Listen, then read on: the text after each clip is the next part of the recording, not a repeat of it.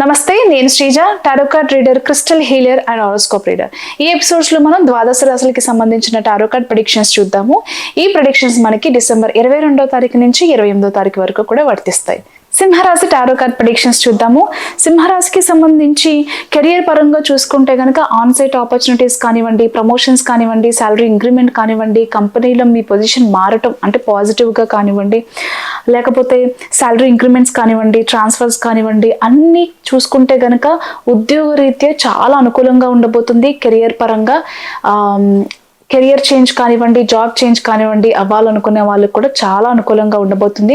అలాగే బిజినెస్లో కూడా మంచి లాభాలు చూస్తారు, మంచి సాటిస్ఫాక్షన్ ఉంటుంది, సేల్స్ పెరుగుతాయి, లాభాలు బాగుంటాయి, ప్రమోషన్ బాగా చేయగలుగుతారు, జనాకర్షణ బాగుంటుంది. అన్ని రకాలుగా కెరియర్ పరంగా, ఇటు వృత్తిపరంగా అలాగే వ్యాపార పరంగా కూడా చాలా అనుకూలంగా ఉండబోతుంది. అలాగే కుటుంబ సభ్యులతో, మీ తల్లిదండ్రులతో కలిసి కొన్ని శుభకార్యాలకి అటెండ్ అవడం కానివ్వండి, కొన్ని తీర్థయాత్రలకి వెళ్ళటం కానివ్వండి, కొన్ని స్పిరిచువల్ అనుకోండి, లేకపోతే ఏదైనా సరే టూర్స్కి ట్రిప్స్కి ప్లాన్ చేసుకుంటారు. ఖచ్చితంగా ఫ్యామిలీ పరంగా చాలా హ్యాపీగా ఉండడానికి ఎక్కువ ప్రయత్నం చేస్తారు. ఫ్యామిలీకి మధ్య కాలంలో ఎక్కువ టైం ఇవ్వట్లేదు, వాళ్ళతో కలిసి టైం స్పెండ్ చేయాలి అన్న మీ ఆలోచన ఏదైతే ఉందో ఈ వీక్లో ఖచ్చితంగా దానికి అనుకూలంగా ప్లాన్స్ చేసుకుని చక్కగా కుటుంబ సభ్యులందరితో కూడా ఆనందంగా గడపడానికి ఎక్కువ ప్రయత్నం చేస్తారు. ఇకపోతే లవ్లో ఉన్న రిలేషన్షిప్స్ చూసుకుంటే కనుక ఆల్రెడీ దాంపత్య జీవితంలో కూడా కొంతమందికి ఏవైతే మిస్అండర్స్టాండింగ్స్ కానివ్వండి, ఈగోయిస్టిక్ ప్రాబ్లమ్స్ కానివ్వండి ఉన్నాయో అవి అధికమయ్యే ఛాన్సెస్ కనిపిస్తున్నాయి.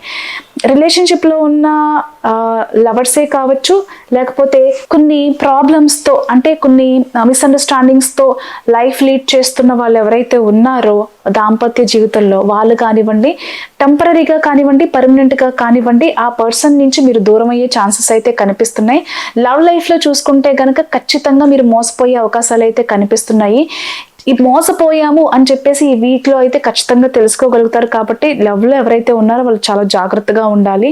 అలాగే కొన్ని సిచ్యువేషన్లో మీరు చెయ్యని తప్పులకి చాలా మాటలు పడుతూ ఉంటారు, నిందలు అనుభవిస్తూ ఉంటారు, ఒక సిచ్యువేషన్లో ఇరుక్కుపోయినట్టుగా ఉంటుంది, ఒక ప్రెషర్తో దాని నుంచి బయటికి రావాల్సిన సిచ్యువేషన్స్ అనేవి ఉంటాయి లవ్ లైఫ్కి సంబంధించి. కాబట్టి ఆ విషయాల్లో జాగ్రత్తగా ఉండండి. All the best.